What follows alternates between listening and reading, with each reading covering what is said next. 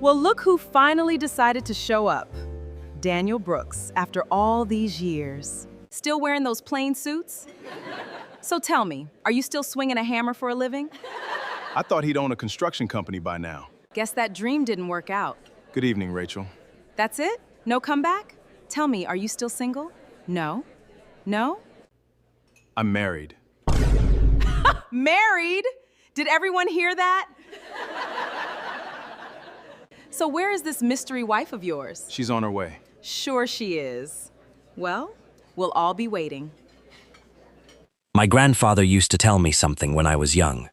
Never dress to impress people who already decided not to respect you. I never forgot those words. What Rachel didn't know, what nobody inside that ballroom knew, was that 48 hours earlier, I had signed the largest contract of my career. A contract worth over $400 million.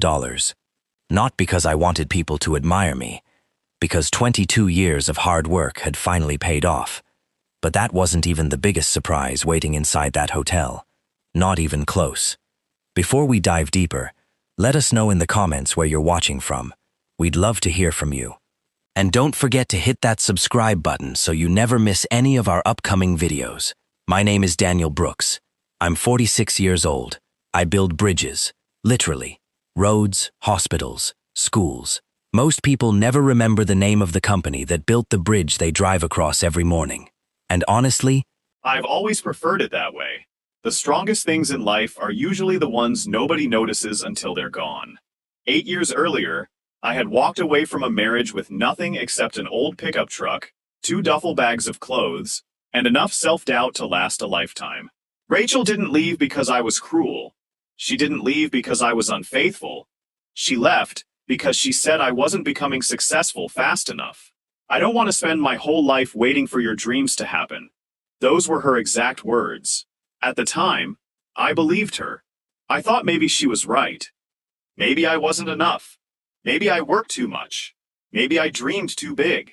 Maybe loving someone wasn't enough if your bank account wasn't growing quickly enough. Looking back now, I realized something. When someone constantly makes you feel small, eventually, you begin shrinking without even noticing. That's exactly what happened to me, until one ordinary Tuesday changed everything. But I'll come back to that later, because first, you need to understand why walking into that reunion felt harder than signing a $400 million contract. High school reunions aren't really about catching up. They're about comparison. Who succeeded? Who failed? Who looks older? Who married well? Who divorced? Who made money? Who didn't? Everyone pretends they're happy just seeing old friends. But underneath the smiles, everyone is quietly measuring everyone else. Rachel loved rooms like that. She always had. Back in high school, she wasn't the prettiest girl. She wasn't the smartest. But she knew how to become the center of attention. She could make an entire table laugh with one sentence. Unfortunately, sometimes that sentence came at someone else's expense. Usually mine. Back then, I thought teasing was affection. I know better now. I picked up my glass and moved toward a quiet corner near the windows overlooking downtown Chicago. Outside, rain slid slowly down the glass. The city lights blurred into soft streaks of gold. Inside, a jazz trio played old standards near the stage. It should have been peaceful. Instead, I felt dozens of familiar eyes studying me. Then I heard another voice. Daniel? I turned. Michael Sanders, my best friend during senior year. He looked older, gray around the temples, but his smile hadn't changed. I'll be honest, he laughed. I wasn't sure you'd actually come. I almost didn't. I figured. He looked around carefully before lowering his voice. Rachel's been talking about you all evening. I'm not surprised. She keeps telling everyone you never recovered after the divorce. I smiled slightly. Does she? He nodded. And honestly, he hesitated. I didn't correct her. You don't owe me that. No, he admitted. I guess I don't. For a second, neither of us spoke. Then he leaned closer. You know what's funny? What? She keeps talking about how successful her husband is. He glanced across the ballroom. But I've noticed something strange. What? He hasn't stopped watching you. I followed Michael's eyes. Standing beside Rachel was a tall man wearing an expensive navy suit, perfect haircut, perfect smile, perfect posture, yet every few seconds, his eyes drifted toward me, not with confidence, with curiosity, almost concern, as if he recognized something nobody else did. I noticed one more thing. Every time he looked at me, his eyes paused on my watch. An old stainless steel watch. Nothing flashy. It had belonged to my father. It wasn't worth much, unless you understood where it came from. Interesting. Very interesting. Before I could think about it any longer, Rachel's voice interrupted again. There he is! She walked toward us, carrying a champagne flute. Her husband followed behind her. So, she smiled sweetly. Daniel! I hear you're still working construction. I am. Still swinging hammers? Michael shifted awkwardly beside me. I answered calmly. I still build things. She laughed. Oh, that's adorable. She turned toward the small crowd gathering nearby. You remember how Daniel always talked about building an empire? Someone chuckled. Rachel continued. Looks like he ended up building sidewalks instead. The group laughed again. I didn't. Because technically, she wasn't wrong. My company had built sidewalks. Thousands of them. Along with airports, bridges, schools, hospitals, and city infrastructure across 3 states. But there was no reason to explain that. Not yet, her husband finally spoke. His voice was smooth. So, I'm Ethan. I shook his hand. Daniel. His grip tightened slightly. Not aggressive. Testing. His eyes dropped to my watch again, then back to my face. I feel like we've met before. I don't think so. He smiled politely. Maybe business. I don't believe so. His expression barely changed. But I caught it. For just a fraction of a second, something behind his smile disappeared. Almost like disappointment. Rachel interrupted, before either of us could continue. So, tell everyone. She folded her arms. What exactly do you do now? Several classmates looked over, waiting, listening, judging. I took another sip of sparkling water. I own a construction company. Rachel burst into laughter. Own? She laughed harder. Daniel, you make it sound like you're some billionaire. The room laughed with her. I simply nodded. I never said that. She wiped tears from her eyes. Oh, come on. You expect us to believe that? Before I could answer, a hotel employee hurried across the lobby toward the ballroom entrance. He stopped near the event coordinator and whispered something urgently. The coordinator's eyes widened. She looked toward the entrance, then quickly straightened her jacket. Suddenly, several hotel staff members quietly lined up near the doors. Someone important had just arrived. Rachel didn't notice. She was still looking directly at me, smiling, certain she controlled the room. She had no idea. The next person to walk through those doors was about to change everything. The ballroom doors opened slowly. The conversations faded one by one. Even the jazz trio seemed to lower its volume as heads turned toward the entrance. A woman in an elegant emerald green evening gown stepped inside. She wasn't surrounded by security. She wasn't trying to attract attention. Yet somehow, she had everyone's attention anyway.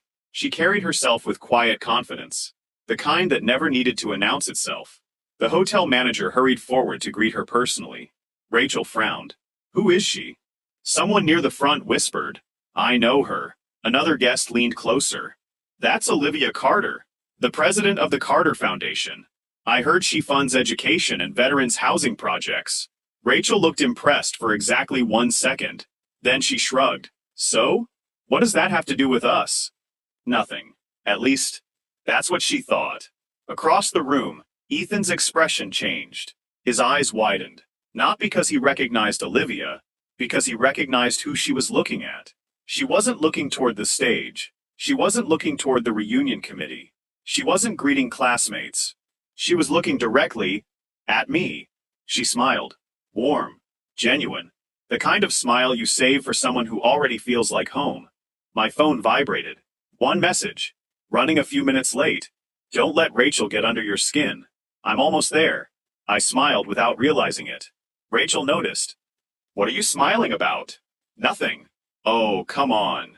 She folded her arms. Still pretending everything's fine? I don't have to pretend. That answer irritated her more than any argument ever could. People who expect a reaction often become frustrated when they don't get one. She stepped closer. You know what always amazed me, Daniel? I waited. You never learned to fight for yourself. I learned something better. Oh, I learned which battles aren't worth fighting. A few people nearby exchanged glances. The mood had shifted. Rachel could feel it. She just didn't understand why. Ethan cleared his throat. Rachel, what? Maybe, he hesitated. Maybe we should let it go. She looked at him in disbelief. Why? It's just a reunion. No. She shook her head. I'm tired of people pretending Daniel was some wonderful husband. I looked out the window at the rain. Still falling, steady, peaceful. Funny how storms outside often feel calmer than the ones inside people. Rachel continued. You remember our first apartment? She laughed. I practically carried that marriage. The words landed heavily. Not because they were true, because they weren't. Memories have a strange way of returning when someone rewrites history. I remembered that apartment perfectly. A tiny one-bedroom on the south side of Chicago. The heater barely worked. The kitchen sink leaked every winter. We couldn't afford new furniture. So I built our dining table myself from reclaimed oak. Rachel used to tell guests she'd found it at an expensive furniture store. I never corrected her. I remembered working overtime 6 days a week, coming home after dark, fixing neighbors' broken fences for extra money, replacing roofs, repairing driveways, installing kitchen cabinets. Every extra dollar went into our future. Or at least, I thought it did. Rachel loved beautiful things. There was nothing wrong with that. The problem was, she wanted beautiful things immediately. Dreams take time. She hated waiting. One evening, I came home carrying groceries after working 14 hours. The electricity had been disconnected. I stood there silently, embarrassed. Rachel looked at the dark apartment and sighed. I can't live like this forever. I promised her things would improve. She looked at me with tired eyes. You always promise tomorrow. That sentence stayed with me for years. Not because it hurt, because I believed it. Until I realized, tomorrow eventually becomes today. If you refuse to quit. Michael quietly stepped beside me. You okay? I'm fine. You don't look angry. I'm not. He studied me carefully. I would have been. I used to be. What changed? I looked across the ballroom. Peace. He laughed softly. That's a hard thing to find. It is. But once you find it, you stop needing everyone else to understand you. Before Michael could answer, the reunion host stepped onto the stage. Good evening, everyone. The room applauded politely. We're so grateful all of you could join us tonight. She welcomed everyone, thanked the organizing committee, and announced dinner would begin shortly. People slowly returned to their tables. Rachel looked at her seating card, then at mine. Her smile returned. What a coincidence. Our tables were right beside each other. She seemed delighted. I wasn't surprised. Life has a peculiar sense of humor. As everyone settled into their seats, Ethan leaned toward me, quietly. So, I hope you don't mind me asking. Go ahead. What's the name of your company? There it was. The question he'd been trying to ask all evening. I answered simply. Brooks Infrastructure. His fork froze halfway to his plate. For just a second. Then he recovered. Interesting. You've heard of it? A little. His voice sounded different now. Measured. Careful. Rachel noticed. What? Oh, nothing. She laughed. Don't tell me Daniel's little company impressed you. Ethan forced a smile. I'm just curious. She waved dismissively. It's probably one pickup truck and 3 employees. A couple of people laughed again. But fewer this time. Much fewer. Across the room, Olivia Carter was speaking with the hotel manager. Then, she looked toward me once again. This time, she nodded politely.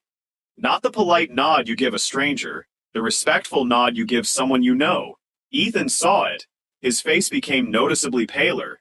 Rachel didn't. She was too busy enjoying the attention. Dinner was served. Conversations filled the ballroom. For almost 10 minutes, everything appeared normal. Then the master of ceremonies returned to the microphone. Ladies and gentlemen, we have a very special guest joining us this evening. Rachel whispered excitedly. Maybe it's the mayor. Someone guessed. Could be a state senator. The host smiled. Our special guest asked that we not make a big introduction.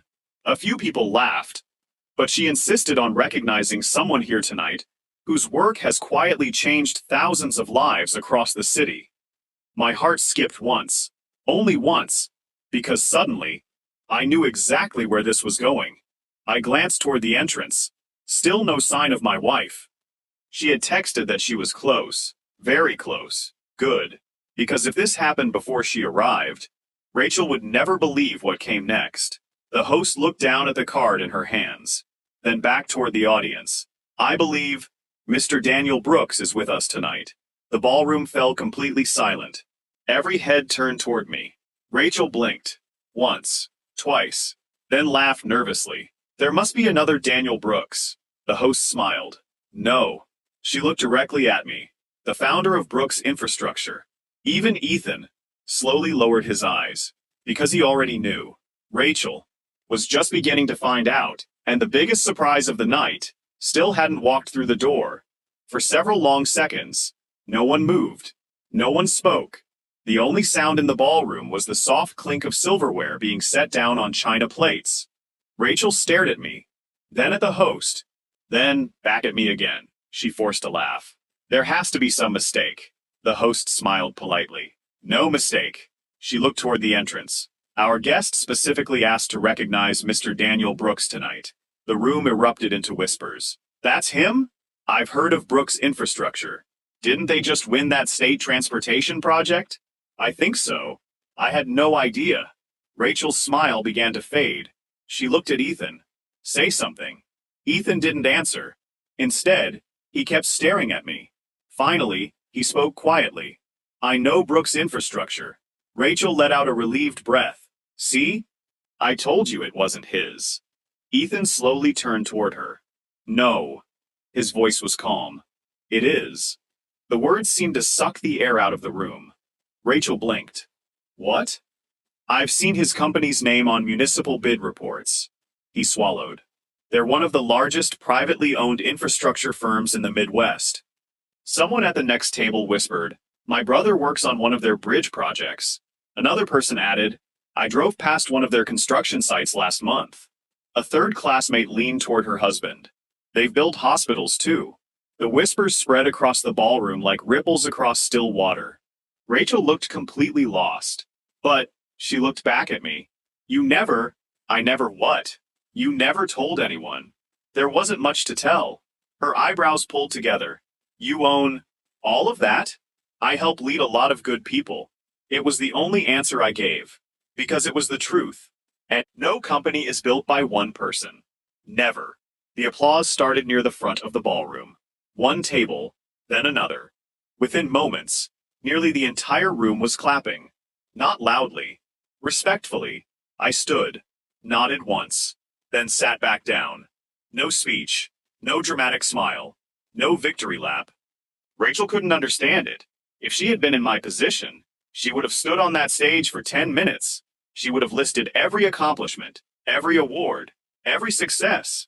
She couldn't understand why I wasn't enjoying the moment, because she still thought success was something you displayed. I had learned, real success is something you protect.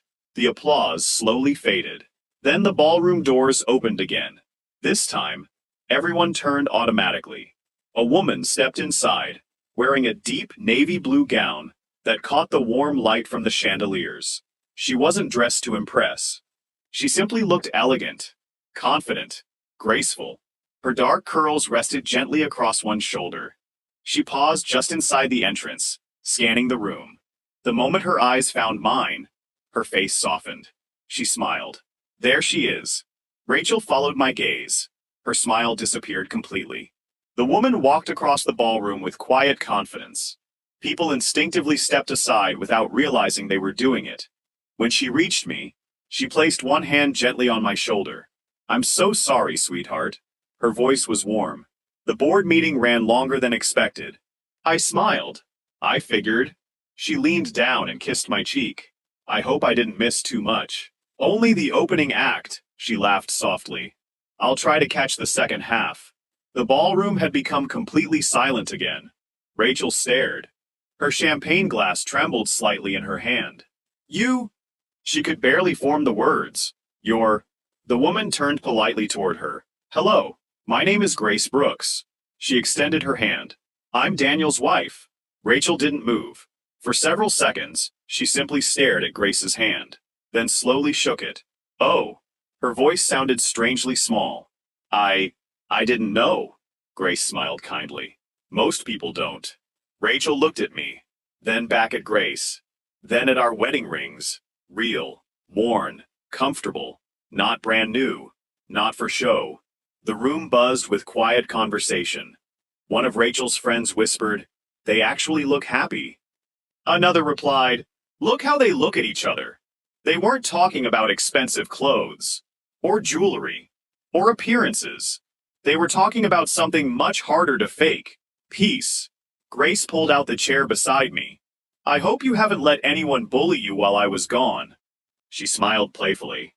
I managed. I'm sure you did. She squeezed my hand under the table. A simple gesture, almost invisible, but it reminded me of something. 3 years earlier, the first time we met, it hadn't been glamorous. There wasn't dramatic music, no instant romance. Just 2 volunteers painting classrooms at a neighborhood elementary school on a rainy Saturday morning. I was wearing old jeans covered in white paint. She was balancing on a ladder trying to tape off a window frame. The ladder slipped. I caught it before she fell. She laughed. I guess I owe you lunch. I was thinking coffee. Coffee sounds cheaper.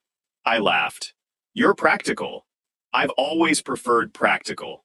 That first coffee lasted nearly 4 hours. Not because we planned it, because conversation came easily. She never once asked how much money I made, never asked what kind of car I drove. Instead, she asked things nobody had ever asked me before. What makes you proud? What scares you? When do you feel most useful? Questions that reached far deeper than income.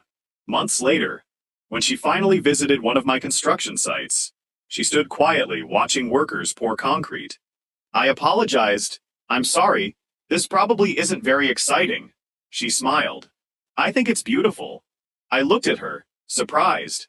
She pointed toward the bridge rising across the river.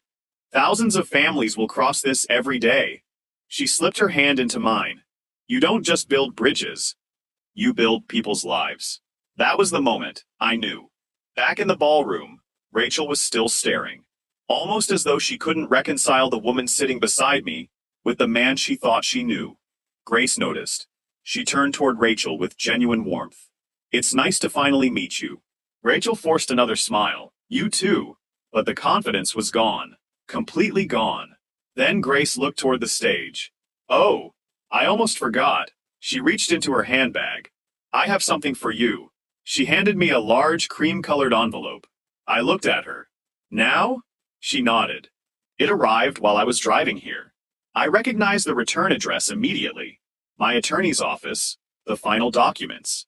I hadn't expected them until Monday. I slowly opened the envelope, read the first page, then quietly folded it closed again. Grace searched my face. Good news? I smiled. The contract officially closed. She wrapped both hands around mine. I knew it would.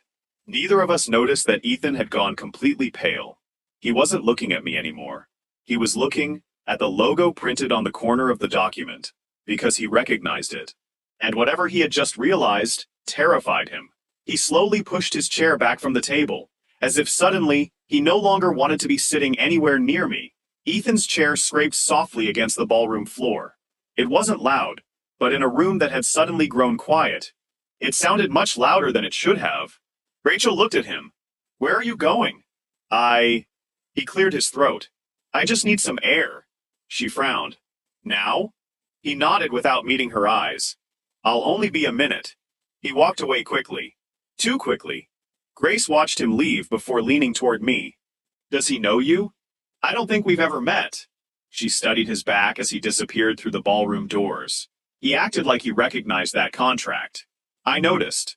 I folded the documents and slipped them carefully back into the envelope. There would be time to celebrate later. Tonight wasn't about business. It was supposed to be about closing an old chapter. I just hadn't expected the chapter to fight so hard before it ended. Across the room, Rachel was still watching the doorway where Ethan had disappeared. Her confidence had cracked. Not shattered, just cracked. And sometimes, a tiny crack is all it takes before the whole foundation begins to give way. The reunion host returned to the microphone. Since we have Mr. Daniel Brooks with us tonight, she smiled warmly. I'd like to recognize him for another reason. I felt a knot form in my stomach. I hadn't agreed to this. The host continued.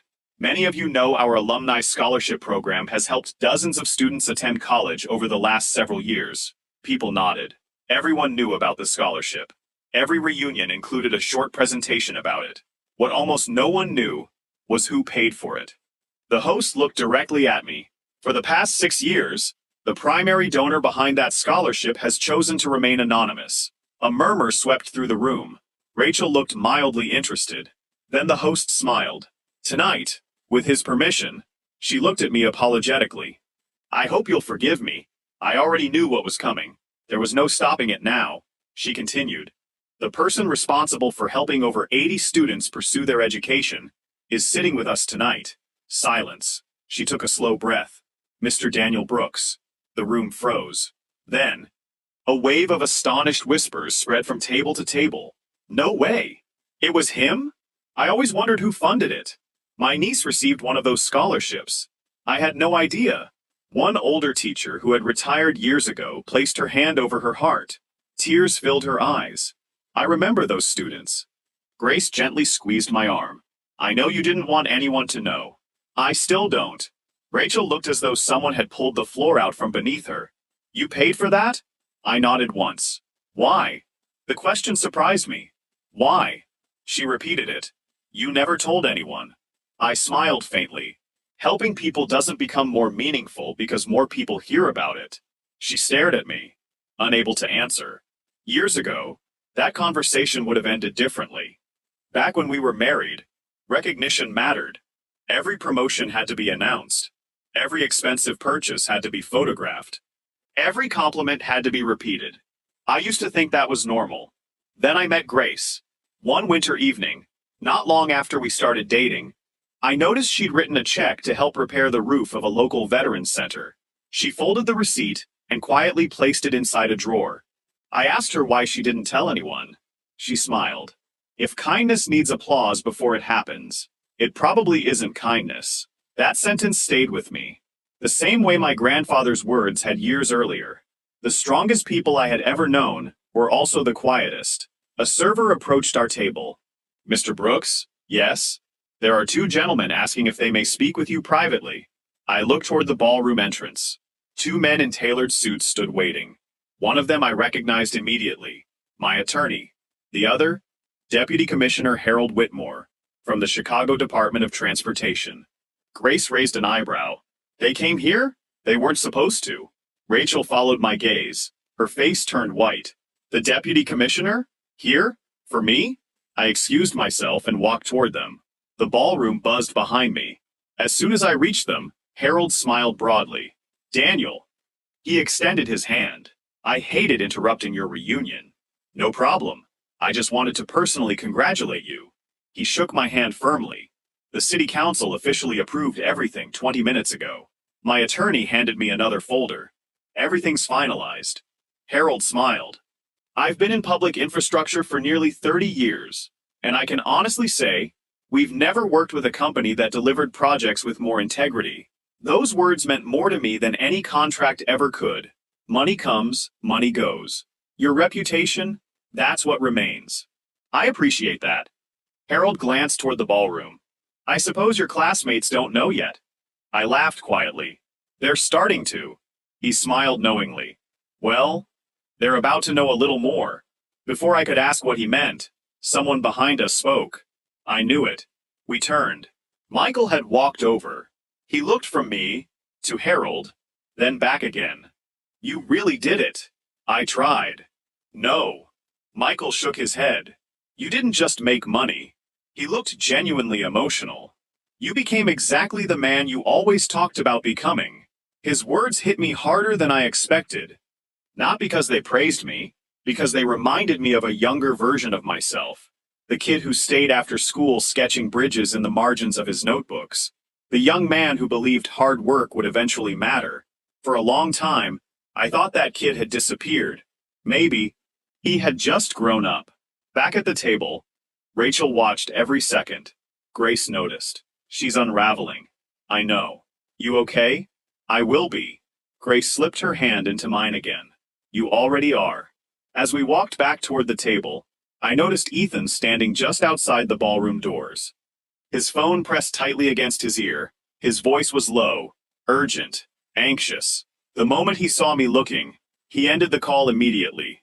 Our eyes met. For the first time that evening, he didn't try to smile. He looked afraid, not embarrassed. Afraid. When he returned to the table, Rachel leaned toward him. What's going on? Nothing. Ethan. Not now. His answer was short, almost cold. Rachel looked stunned. She wasn't used to being dismissed. Not publicly. Not by him. Grace quietly whispered, Something's wrong. I nodded. Yes. But it has nothing to do with the reunion. I looked at Ethan again. A man doesn't suddenly become frightened because his wife's ex-husband turned out to be successful. No. Something else was happening. Something much bigger. And whatever Ethan was hiding, it had just caught up with him. He just didn't know. Someone else in that ballroom already knew the truth. And before the night was over, they were going to say it out loud. The room slowly settled again. Conversations returned. The orchestra resumed playing softly. To anyone walking into the ballroom at that moment, everything would have looked perfectly normal. But beneath the polite smiles, something had shifted. People no longer looked at Rachel with admiration. They looked at her with curiosity. The woman who had spent the first half of the evening laughing at her ex-husband was now sitting in complete silence. Grace leaned toward me. Are you hungry? I smiled. I've barely touched my dinner. Me neither. She laughed softly. After all this, I could use dessert first. I chuckled. You always skip to dessert. Life's too short to save the best part for last. That simple exchange drew a few smiles from the people seated nearby. Not because it was funny, because it felt real, comfortable, natural. The kind of conversation that only happens between two people who genuinely enjoy each other's company. Rachel noticed it too. Years ago, she and I rarely laughed together. Toward the end of our marriage, every conversation seemed to become a comparison, a complaint, or another reminder of everything I hadn't accomplished yet. Grace never measured me against anyone. She only measured me against the man I wanted to become. That made all the difference. Across the ballroom, I noticed someone walking toward our table. A woman in her late 40s. Short silver earrings, navy business suit, confident posture. The moment I recognized her, I knew exactly why Ethan had been so nervous. Daniel, she smiled warmly. It's been a while. Linda. I stood and shook her hand. Rachel looked confused. You two know each other? Linda smiled politely. We've worked together on several city compliance reviews. Grace greeted her. It's nice to see you again. You too. Rachel looked from one face to another, clearly trying to understand how everyone seemed connected except her. Linda turned toward me. I hope I'm not interrupting. Not at all. I was actually hoping to congratulate you. Thank you. She smiled. You've earned it. Then, her eyes shifted toward Ethan. Her smile disappeared. Ethan. His shoulders stiffened. Linda. His voice sounded forced. Rachel looked between them. You know each other too? Linda answered calmly. We've met. That was all she said. But it was enough. The temperature around the table seemed to drop. Rachel sensed it immediately. What is going on? Nobody answered. Linda looked at me. I wasn't planning to say anything tonight. I know. But after everything I've heard, she glanced briefly toward Rachel. I don't think silence helps anyone anymore. I understood exactly what she meant. Still, I hesitated. This reunion wasn't supposed to become a courtroom. Grace quietly placed her hand over mine. You don't have to say a word. I know. And whatever happens, I'm right here. I smiled. I know. Linda turned toward Rachel. I need to ask you something. Rachel looked uneasy. Okay. When you divorced Daniel, did you know he had reported irregularities on one of the city's subcontractor bids? Rachel frowned. What? I'm talking about 4 years ago. I don't know anything about city contracts. Linda nodded slowly. I didn't think you did. Ethan shifted in his seat. Linda, I don't think this is appropriate. She looked directly at him. No? You thought tonight was appropriate, when she spent 20 minutes humiliating an innocent man. The table fell silent. Ethan's jaw tightened. Linda continued calmly. Daniel never told anyone this. He never asked for recognition. He never even mentioned your name. Rachel stared at her. What are you talking about? Linda folded her hands. 4 years ago, someone attempted to submit fraudulent subcontractor documents on a city infrastructure project. Rachel blinked. I don't understand. The fraud would have cost taxpayers millions. The room around us had grown strangely quiet. Nearby conversations had begun fading again. People weren't pretending not to listen anymore. They were listening. Linda continued. The fraud was discovered before any money changed hands. Rachel swallowed.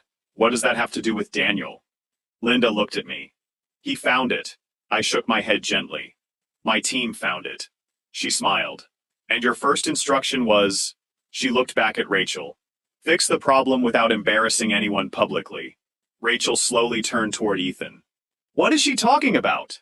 Ethan stared down at the table. Linda answered. The company submitting those documents was represented by Ethan. Rachel froze. No. Linda nodded once.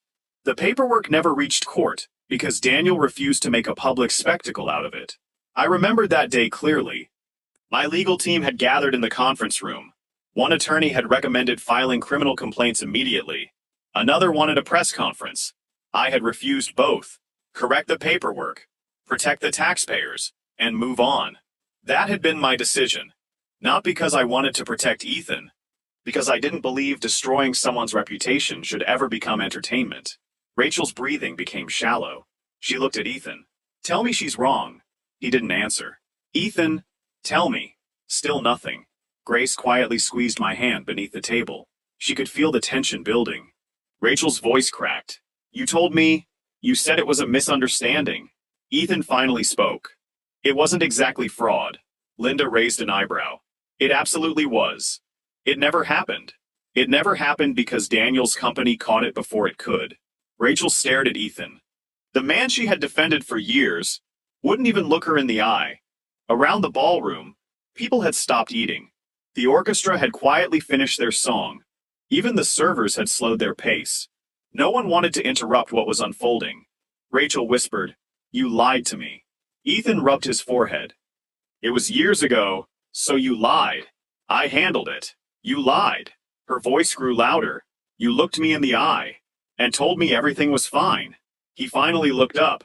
I was trying to protect us. Rachel laughed bitterly. No, you were protecting yourself. Grace leaned close and whispered softly, Daniel, you don't have to stay for this. I looked at Rachel. For the first time all evening, I didn't see arrogance. I didn't even see anger. I saw someone watching the life she'd carefully built begin to crack apart in front of her. Not because of revenge, because of truth. I quietly stood. Grace looked up at me. You ready to go? I nodded. I think I am. Just as I reached for my jacket, a trembling voice stopped me. Daniel. Rachel. I turned slowly. Tears had begun filling her eyes. Not dramatic tears. Not the kind meant for sympathy. The quiet kind that arrive when denial finally runs out. She looked at me as though seeing a completely different man than the one she'd divorced 8 years earlier. She struggled to finish the sentence. There was something I never understood. I waited. Her voice barely rose above a whisper.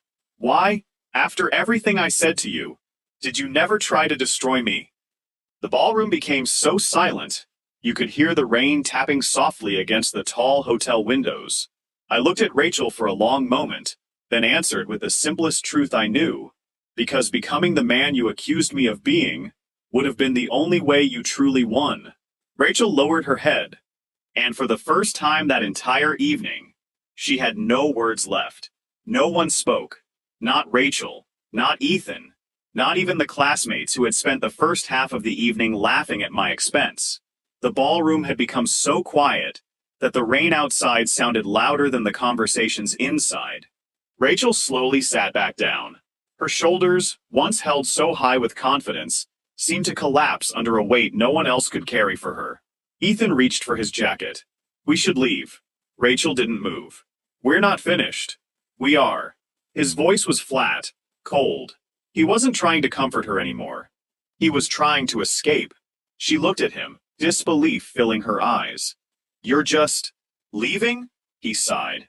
"Rachel, this isn't the place." She let out a bitter laugh. "No, it isn't."